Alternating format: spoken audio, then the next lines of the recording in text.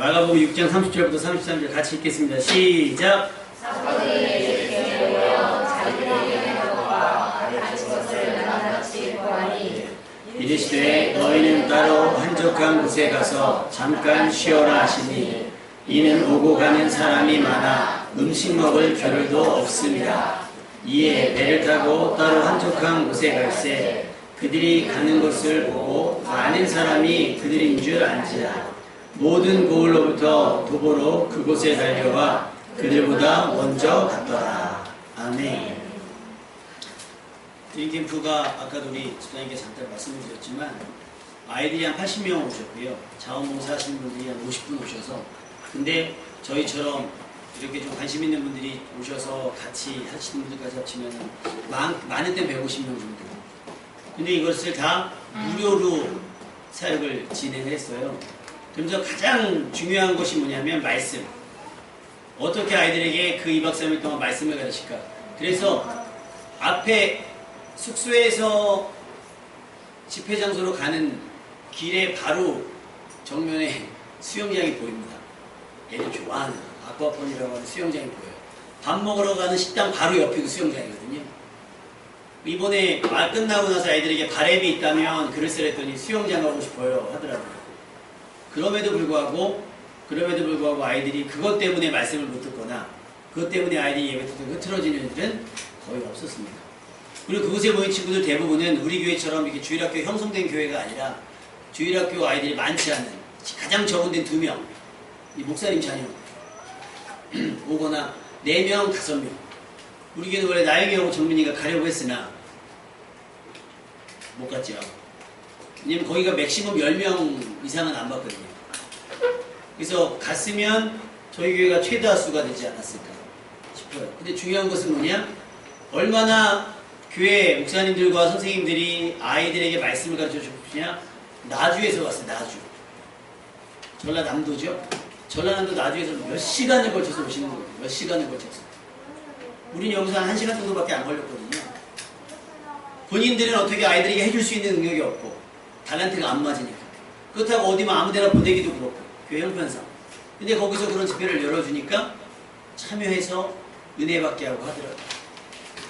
그곳에 세우신 하나님께 감사를 드리고 우리 아이들이 갔다 오면서 모르겠어요. 저는 우리 아이들을 안 보려고 노력을 많이 했거든요.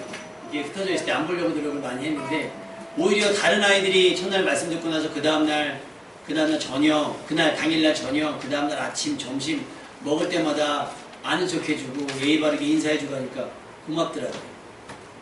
그래서 깨닫는 건 그런 거예요. 우리 교회도 그런 분위기가 될 수 있지 않을까.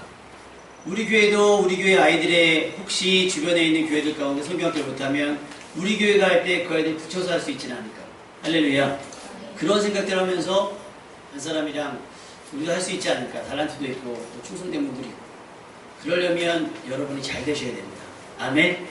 잘 되시려면 체력 관리도 잘하시고 시간 관리도 잘하시고 인간관계도 잘하셔서 하나님 앞에 드릴 수 있을 때 최선을 다해 드릴 수 있는 여러분 되시기를 주님의 이름으로 축원합니다. 그러다가 이렇게 날씨가 더워지고 또 삶이 조금은 피곤해질 때 어떻게 되는가? 한번 따라해 보실까요? 한적한 곳에 가서 잠깐 쉬어라. 저는 설교만 했으니까 낮 시간에 그냥 프리했어요. 그런데도 피곤하더라고요. 낮에 쉬었는데. 그러니까 밥 먹을 시간 되면서 내려가면 밥 먹고 뭐 이렇게 커피 한 잔 마시고 올라갔다가 저녁 시간 되어서 내려와서 또 끝나고 그 다음날 아침에도 계속 말씀 준비만 하니까 전 했는데 우리 어린이들이 드림캠프 참가한 어린이들 알겠지만 선생님들 수가 굉장히 많아요. 예배 진행팀 따로, 그 다음에 말씀 가르치는 분 따로, 아이들 씻기고 재우고 이동시키는 선생님 따로, 그 다음에 뭐 프로그램 보조하는 선생님 따로 막 있어요. 그런데도 선생님들이 마지막 날쯤 되니까요 막 여기저기서 다들 막 신음소리가 나요. 힘들어서. 저도 이제 설교를 끝나고 그 다음날 왔더니 총 진행했던 목사님께서 문자가 왔더라고요. 목사님 이제 모든 부담감을 내려놓으시고 편히 쉬십시오 했는데 그 다음날 병원 예배가 있더라고요. 병원 예배 끝나고 갔더니 이제 내일 모레가 주일이에요. 내일 모레 주일 예배가 준비했는지 내일이 월삼 예배예요. 그래도 저는 좀 나은 편이죠. 여러분은 또 일상으로 돌아가면 해야 되는 일을 하지 않으면 안 되는 일을 앞에 놓을 줄 압니다. 그러니까 여러분 쉴 수 있을 때 충분히 쉬는 여러분들 지금 주님의 이름으로 축원합니다. 오늘 말씀의 제목은 쉴 때 어떻게 쉬자? 편히 쉬자라는 거예요. 편히 쉬자. 오늘 제자들이 예수님께서 부르신 다음에 권능을 주셨어요. 권능을 주셔서 제자들 여기저기를 보내시면서 귀신도 쫓아내게 하시고 병도 고치게 하시고 이 2명씩 짝져서 보냈단 말이에요. 2명씩 짝져서 보내고 났는데 중요한 건 뭐냐? 갈 때 돈을 가지고 가지 말아라. 돈을 가지고 가지 말아라. 옷도 2벌옷 챙기지 말고 신발도 여러 번 챙기지 말아라. 뭐 어떡하냐? 내가 가잖아요. 내가 가서 혹시 나를 환영해주면 들어가서 그 집에서 차려주는 음식을 먹고 그 집을 축복해주고, 혹시 내가 전하는 복음을 듣기 싫어해서 외면하면 그냥 뒤돌아서 오라는 거예요. 근데 이때 요 직전이 이제 어떤 직전이었냐? 세례요한이 죽었잖아요. 막 그때란 말이에요. 예수님을 배격하고 예수님을 반대하는 사람들이 많은 시대이기 때문에 함부로 쉽게 이들이 전하는 복음을 받아들이기 쉽지 않은 시절에 예수님은 둘씩, 차라리 12명씩 보냈으면 분위기라도 좋지요. 막 누구한테 안 꿀리니까. 그런데 겨우 2명씩만 보냈단 말이에요. 얼마나 스트레스를 했을까요? 사역을 하고 나서 배가 고플 때 오늘은 어디 집에 가서 먹을까? 누가 나 뭐 안 사주나? 이런 고민 했을 거란 말입니다. 모두가 기대하면서 환영하는 사역이 아니라 때로는 민망하게 거절당하거나 반대에 부딪힐 수도 있는 사역을 해야 됩니다. 어디서 먹을까? 어디서 잘까? 돈을 따로 챙겨오지 않았으니까 누가 나를 환영해주지 않으면 그날은 길거리에서 자는 거예요. 누가 나 챙겨주지 않으면 그냥 굶는 겁니다. 만일 누군가 은혜 받은 사람의 헌신이 없다면 그들은 그냥 굶거나 길에서 자게 됐을 거란 말이죠. 그런데 제자들이 그럼에도 불구하고 포기하지 않고 이 사역을 계속 했어요. 그러니까 예수님의 이름이 세상에 조금 더 나타나기 시작을 했습니다.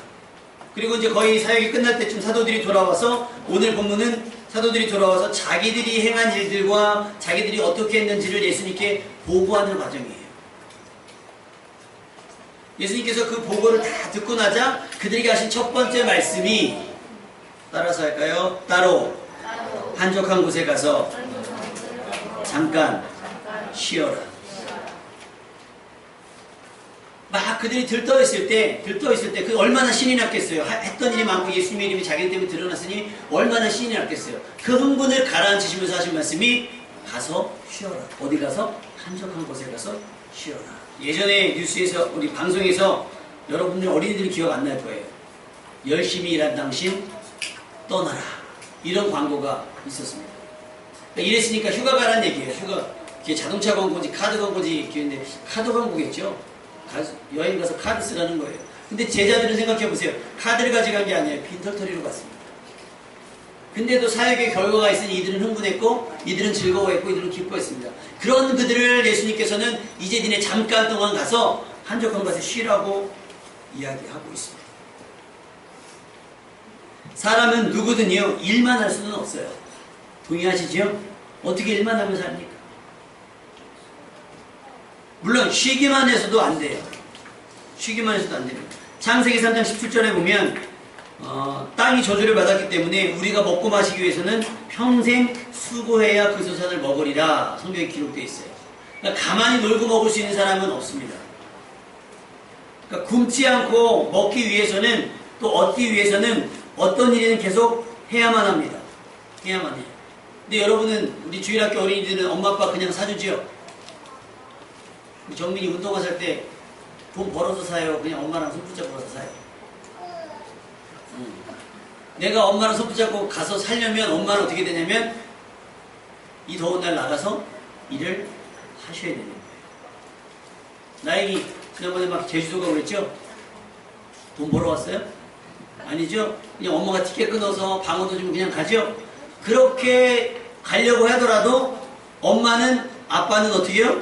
나가서 돈을 벌어야 되는 거예요. 근데 우리는 아무런 부담감 없이 필요한 거 있으면 나 이거 필요해요. 저거 필요해요. 저거 사주세요. 이거 해주세요 하죠. 아니요. 성경은 얘기하고 있습니다. 평생에 수고하여야 그 소산을 먹으리라. 그러니까 젊었을 때 막 일하잖아요. 그리고 어른들이 여러분에게 공부하라고 그러잖아요. 왜요?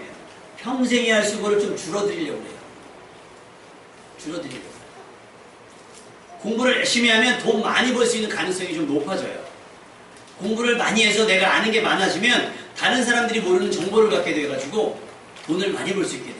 그럼 돈을 내가 많이 벌면 어떻게 돼요? 나중에까지 80세까지 수고해야 될 거를 한 50세까지만 수고해도 나머지는 충분히 살 수 있어. 그래서 공부하라고 하는 거예요. 왜? 그것이 하나님께서 정하신 법칙이에요. 평생 수고해 먹을 것이 있는 거예요. 그런데 감사한 것은 뭐냐? 우리가 손으로 수고한 일에 복을 주셨습니다. 할렐루야. 그러니까 웬만큼만 하면, 적당히만 하면 여러분이 수고하면 수고한 대로 먹을 수가 있어요. 우리 주일학교식으로 표현한다면 공부하잖아요. 근데 공부하는데 희한하게 공부한 것만 시험 문제 나왔어. 할렐루야. 안 배운 건 안 나왔어. 배웠는데 모르는 건, 애매하게 모르는 건 안 나왔어. 이게 뭐예요? 내가 공부한 대로 성적을 받을 수 있다는 거죠. 근데 아예 안 했으면 시험이 아니죠. 보통이죠. 보통. 어른들도 마찬가지예요. 내가 수고한 것을 중간에 잃지 않고 누군가에게 빼앗기지 않고 억울하게 당하지 않냐고 수고한 만큼 얻을 수 있게 하는 게 복이라는 겁니다. 할렐루야. 그런데 불행한 것은 또 뭐냐? 불행한 것은 또 뭐냐? 그 복도, 내가 수고한 대로 먹는 복도 어떻게 받을 수 있냐면 레위기 26장 14절에서 26절에 보면 너희가 내게 청종하지 아니하여 이 모든 명령을 준행하지 아니하며 내 규례를 멸시하며 마음에 내 법도를 싫어하여 내 모든 계명을 준행하지 아니하며 내 언약을 배반하면 따라할까요? 그 열매를 맺지 아니하리라. 너희의 수고가 헛될지라. 그러니까 수고하는데 어디 안에서? 말씀 안에서. 수고하는데 어디에서? 하나님의 은혜 안에서 수고하고 애를 써야 열매를 맺지. 말씀을 지키지도 아니하고 말씀을 따르지도 아니하고 말씀에 순종하지도 아니하고 말씀을 듣지 않는 사람들은 열심히 일하지만 열심히 열심히란 것 가지고 얻을 수 있다는 게 없다는 거예요. 수고한 게 헛것이 된다라고 해요. 수고한 게 헛것이 됐어요. 우리 부모님들은 나가서 일을 하셔야 됩니다. 왜? 가족을 책임져야 하고 또 성도님들은 교회를 책임져야 하기 때문에 여러분 나가서 일을 할 때 그 수고가 헛되지 아니하고 그 여러분들의 수고에 그 수고한 손에 풍성한 열매가 맺히는 복이 임하기를 간절히 주님의 이름으로 축원합니다. 그러니까 우리의 수고에 대한 열매 뭘까요? 이거잖아요. 이거 돈. 어른들 월급 받는 거 수고에 대한 거잖아요. 그래서 그것 때문에 참는 거예요. 월급 주기 때문에 참는 겁니다. 그 월급만 받으면 됩니까? 월급만 받으면? 죽도록 일시키고 월급만 받으면? 그래서 또 호주 사람이 인터뷰를 했어요. 호주 사람이. 근데 조금만 망설이거나 조금만 빈티지 보이면 그렇게 그냥 악한 말을 한대요. 악한 말. 알고 봤더니 한국 사람이에요. 한국 사람. 그러니까 한국 사람 공장에, 한국 사람 직장에 다니는 사람들은 괴로워서 일을 못한대요. 얼마나 잡아 돌리는지요. 너무 힘들다는 거예요. 너무 힘들다는 거예요. 전에 잠깐 길을 지나가다가 그 햄버거 집 새로 생긴 데서 햄버거 시켜서 먹고 있는데 가집사님 오셨어요. 근데 점심시간이 좀 지났거든요. 너무 바빠가지고 점심도 못 드시고 이제 그때서야 이제 식사를 오셨다는 거예요. 이게 한국만 그래요, 여러분. 프랑스인가 어디는 점심시간이 2시간인가 하는데요. 충분히 뭡니다. 우리나라는 뭐 공식적으로 50분 주지만 솔직히 말해서 50분 됩니까? 못 먹어요. 식당 고르는 것만 30분 걸리는데. 뭐 어때요? 야근이요. 안 하면 어떻게 됩니까? 그거 희한하죠. 제 시간에 출근하면 칭찬 안 해주잖아요. 제 시간에 출근보다 일찍 하면 상 안 주잖아요. 근데 제 시간에 퇴근하려고 그러면 희한하게 욕하는 게 우리나라보다. 그래서 캐나다로 이민 간 사람들의 이야기를 들어보니 거기는 왜 가족과 함께 보내라는 얘기를 알겠다는 거예요. 거기 토요일날 뭐 거의 일이 없대요. 금요일에도 뭐 5시면 다 퇴근하는 거예요. 잔업을 하려 치거나 야근을 하려고 치면 무능한 사람으로 찍힌다는 거예요. 그리고 월급은 우리나라보다 최소 1.5배에서 2배. 일은 우리나라보다 한 많게는 70%, 적게는 50%. 반 정도 일하고 월급은 2배 받는 거예요. 물론 거기가 여기보다 물가가 센데도 불구하고 훨씬 좋다는 거예요. 그러니까 사람들이 인생이 피곤하지 않아요. 왜냐하면 퇴근하면 충분히 가족들과 보낼 수 있는 시간이 있고 혼자 있는 사람들은 친구와 어울릴 시간이 있고 취미생활 할 시간이 있습니다. 여러분들 중에 취미생활 넉넉히 하시는 분들 몇 분이나 되시겠어요? 이게 한국. 우리 학생들 보세요. 나영이 취미생활 할 수 있는 시간 있어? 학교 갔다 오면? 틈틈이 있긴 있겠죠. 근데 집에 몇 시에 들어오냐? 학원 끝나면. 학원 끝나면 몇 시에 들어오냐? 7시? 초등학교 5학년인데 7시. 수원 애들은 8시에서 9시. 분당 애들은 10시, 강남 애들은 12시입니다. 인생이 없어요. 공부만 하는 거예요. 성적 오르겠지요. 성적 오르겠지요. 나중에 보상을 못 받아요. 뭘로 보상받습니까? 공부만 했고요. 어른들은요, 일만 하는 거예요. 그래서 열심히 일하는 우리들에게 허락되는 기분 좋은 보상은 월급 말고 바로 휴식입니다. 그동안 내가 아니면 안 된다고 생각했기 때문에 끙끙대며 여기까지 짊어지고 온 수고하고 무거운 짐. 여기에 버려두고 가는 것은 아니면 잠시 내려놓고 다시 지고 갈 힘을 얻는 시간이 바로 휴식입니다. 무거운 물건 들고 지나가다 보면 잠깐 내려놓고 가잖아요. 내려놓고 또 다시 들고 가고 내려놓고 다시 들고 가고. 근데 마태복음 11장 28절에 우리 예수님 우리에게 이렇게 말씀하십니다. 수고하고 무거운 짐진 자들아 다 내게로 오라 내가 너희를 쉬게 하리라. 아슬아슬하게 불안불안하게 살지 말고 잠깐 동안 내게 왔다 가라는 거예요. 그리고 짐을 좀 바꾸자. 내가 너희 짐을 들어줄 테니 너희는 내 짐을 지고 가라. 내 짐은 쉽고 가볍다는 거예요. 그래야 니네 마음이 편하지 않겠니? 라고 예수님께서 말씀하셨습니다. 그러니까 예수님의 삶의 무게를 짊어지고 다른 데로 가라고 말씀하지 않으시고 자기에게로 말씀하셨습니다. 자기에게로 가라. 좀 쉴 수 있다. 한번 물어볼게요. 여러분 이번 여름휴가 어떤 계획을 가지고 계십니까? 어디를 가시든지 거기에 계시는 주님께 나아가는 여러분 되시길 바랍니다. 할렐루야. 여기 하북에 있는 주니면에 있는 광역교회 목사님 계신데 거기는 온 가족 휴가가 매년 정해졌어요. 드림 캠프 기간. 그 기간에 부모님 다 사모님까지 다 그때 휴가 맞춰서 그 2박 3일 그러니까 그 전날 그 다음날까지 딱 하는 걸로 해서 휴가가 끝난다고 하시더라고요. 제가 대단하시다고 했어요. 대단하시다. 여러분에게 그렇게 하라고 하시겠어요? 그분들은 육신적으로 쉴 수 있지만 그 쉴 수 있는 시간 내가 낼 수 있는 그 시간 가운데 뭐예요? 내가 하던 세상 일, 돈 버는 일이 아니라 어떻게 아이들에게 말씀 가르치는 일에 헌신하더라는 거예요. 많은 대학생들, 많은 대학원생들, 많은 직장인들이 요때 휴가를 내서 아이들을 가르치는데 써요. 육신은 못 알릴 수 있어요. 그러나 저는 확신합니다. 하나님께서 그들에게 삶의 지혜를 주시고 강건케 하시는 역사를 나타낼 걸 저는 믿고 있습니다. 할렐루야. 여러분 휴가를 어떤 계획을 갖고 계시는지 할 수만 있다면 주님께 나오세요. 주님께 나오세요. 아마 여러분 경험들 그거 있을 거예요. 빨간 날, 전날 기도원 가셨던 기억, 또 휴가 때 집회 참석했던 그런 기억들이 있을 겁니다. 지금은 그런 것들이 부담스러운 거예요. 왜? 힘들고 이제 말씀을 알 만큼 알기 때문에 못하는 겁니다. 어렵겠죠. 우리는 쉬지 않고 계속 일할 수 없습니다. 아까 말씀드렸지만 세계적으로 가장 고단한 나라가 바로 우리나라입니다. 우리나라는 일 중독에 가까워요. 좋아서 그렇게 하는 사람도 있지만 대부분 오너들의 마인드입니다. 여러분 혹시 그거 보셨습니까? 그 경제부 직원이 인터뷰를 했는데 우리나라가 야근시키는 이유, 특근시키는 이유가 뭔지 아세요? 남편이 집에 가는 걸 싫어하기 때문에 특근을 시키고 야근을 시킨다는 거예요. 그 다음에 월요병을 막는 방법. 월요병에 왜 무기력증 빠지고 그러잖아요. 월요병을 막는 방법. 일요일날 출근을 했더니 월요병이 막아지더라. 이런 말이 안 되는 이야기를 하면서 사람들에게 자꾸 일을 시키려고 해요. 근데 자기들은 어떡합니까? 평일날 놀러다녀요. 쉬어요. 그래서 제가 말씀을 찾았더니 신명기 5장 14절에 보니까 안식일에 대해서 이야기하면서 주인들에게 뭐라고 말씀하시냐? 너의 하나님 여호와의 안식일인즉 제7일은 너나 내 아들이나 내 딸이나 내 남종이나 내 여종이나 내 소나 내 낙이나 내 모든 육축이나 내 문 안에 유하는 객이라도 아무 일도 하지 말고 내 남종이나 내 여종으로 너같이 표준 세 번 여러분 너랑 똑같이 쉬게 할지니라. 할렐루야. 내가 휴가 5일 가면 직원들도 휴가 5일 주라는 거예요. 엄마 아빠가 휴가 5일 가면 애들에게도 휴가 5일 주라는 거예요. 너는 학원 가야지 보내지 말고 같이 쉬라는 거예요. 같이. 그 박탈감을 느끼는 겁니다. 제가 아는 청년이 여기 저쪽에 어떤 저쪽 마살린가에 있는 제가 회사 이름을 말씀드릴게요. 방주 무슨 광학인가요? 저쪽 진이천 옆에 있는 회사가 있어요. 그 회사가 사장님이 수원중앙침례교회 장로님이시래요. 근데 직원들이 이상하다는 거예요.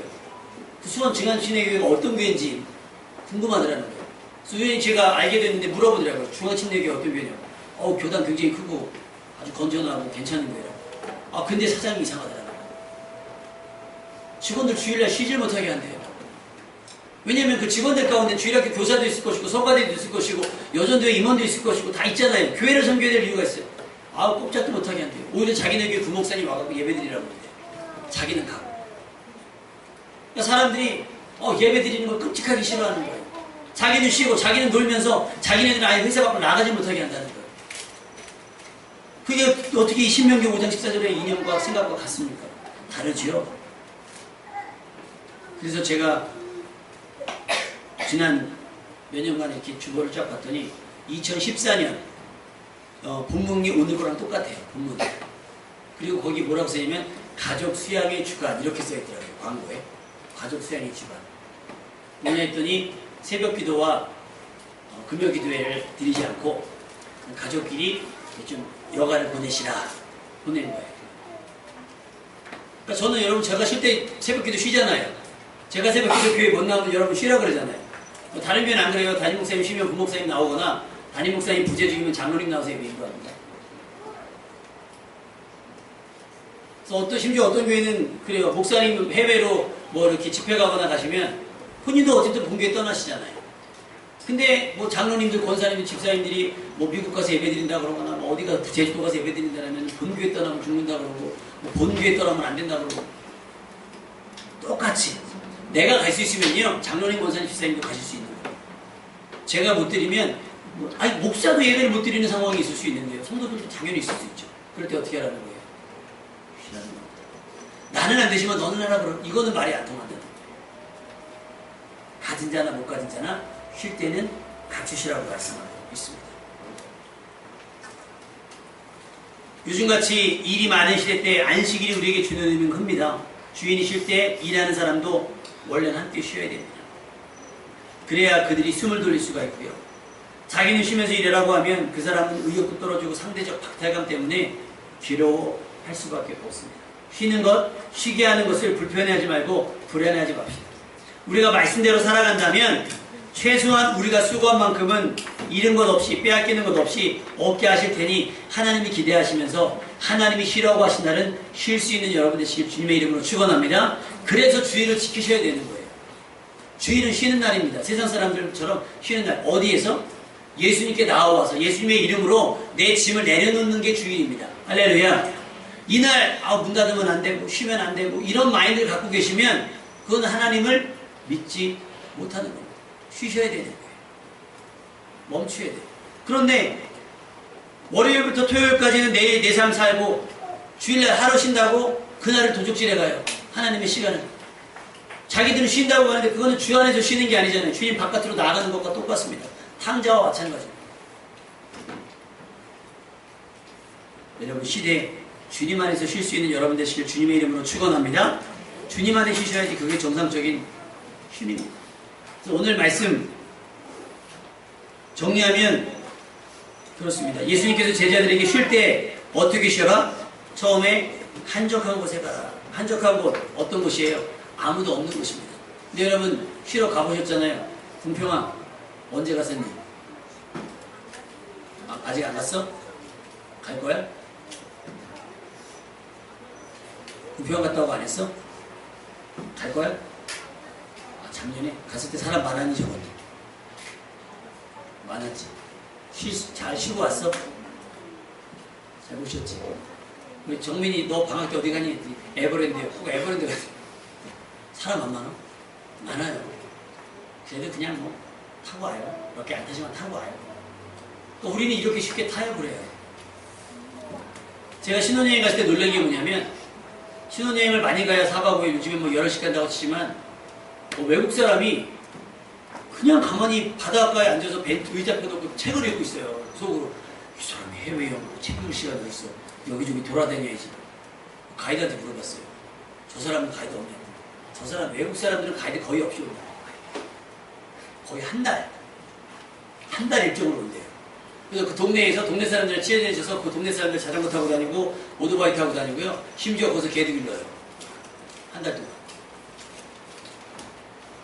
다 다른 거 분주하지 않아요. 다 내려놓고 그냥 거기서 편안하게 쉬고 6개월 동안 뭐 휴가가 1년에 2번이라고 2~3번이라고 치면 그 3~4개월 동안 쌓였던 스트레스 다 풀고 가는 거예요. 근데 우리는 갔다 오면 후유증 있잖아요. 왜요? 사람에 치여, 바가지에 치여. 뭐 지금도 고속도로 어마어마하대요. 어마어마하답니다.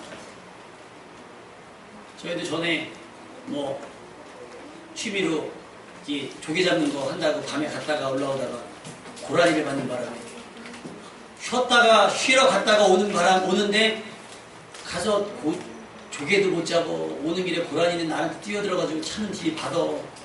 돈은 돈대로, 힘은 힘대로, 마음은 마음대로 살겠어요. 휴식이 아니더라고요. 휴식이. 여러분, 예수님 말씀하십니다. 잠깐 사람 없는 곳에 갔다 오라는 거예요. 사람 없는 곳에. 사람 없는 곳에. 사람 없는 곳에 가서 충분히 몸도 쉬고 마음도 쉬고 귀도 쉬고 눈도 쉬고 그렇게 하는 거예요. 여러분, 여러분이 한적한 곳이 있습니까? 한적한 곳? 그곳에 찾아가십시오. 혼자 가시든 뭐 모녀지간에 부자지간에 뭐 모자지간에 가시든 한적한 곳에 막 휘둘려가지고 막 끌려다니는 여행 가지 마시고요. 편안한 여행 계획할 수 있기를 부탁을 드립니다. 그 다음에 뭐냐? 잠깐만 쉬라는 거예요. 잠깐만. 대놓고 놀고 먹자고 가는 게 아니에요. 지난번에 여기 스포츠센터 볼일 보러 잠깐 갔더니 거기 어린이 예체능단이라고 있거든요. 근데 막 여자 선생님들이 막 맥주를 막 짝으로 실어가지고 막 옮기고 있더라고요. 그런데 뭐야 분위기가 어린이집인데 막 이런 거 해도 되나? 그랬더니 MT 간다는 거예요. MT를 술과 함께. 여러분 커서 절대 그러지 마요. 주일학교 아멘? 중고등부 아멘? 아니 무슨 MT를 가는데 술을 그만큼 가져가서 무슨 MT를 해요. 맨정신에 해도 쉴까 말까 하는데 그러니까 그 다음날 출근을 하면 힘들죠. 밤새 회식하고 와가지고 막 뭐 잠을 못 잤다는 둥, 뭐 술을 밤새도록 마셨다는 둥 쉬면 안 되는 거예요. 쉬면. 잠깐 쉬는 겁니다. 왜 쉬어요? 내일 일할 게 있어요. 예수님께서 왜 제자들 쉬라 그랬어요? 이는 사람들이 몰려들기 시작했거든요. 환자들이 몰려들기 시작했어요. 말씀을 배우고 싶은 사람이 몰려들기 시작했어요. 쉬어야 그 다음에 일을 할 수 있기 때문에 쉬라고 얘기했는데 우리는 아예 그냥 일하기 싫으니까 쉰단 말이죠. 여러분 쉼은요 일하기 위해서 쉬는 겁니다. 아멘? 그러니까 일할 수 있을 정도만 쉬어야지 일도 못할 정도로 그 다음날 와가지고 일도 못할 정도로 일상으로 돌아왔는데 일하지 못 일도 못할 정도로 쉬었다면 그건 쉰 게 아니죠. 고생한 거죠. 고생한 거. 요즘 방송 보세요. 보면 삼시세끼? 난 그게 뭔가 있어요. 그냥 그 조용한 데 가가지고 지들끼리 밥 해먹는 것도만 세끼 해먹고 오는 게 끝나는 거예요. 밥 3번 해먹는 거예요. 그리고 밥 해놓고 먹고 그냥 쉬어요. 그리고 자기들 따먹을 거 조금 그냥 농사 짓는 거예요. 그리고 그냥 와요. 주말 농장이 그런 개념이겠죠.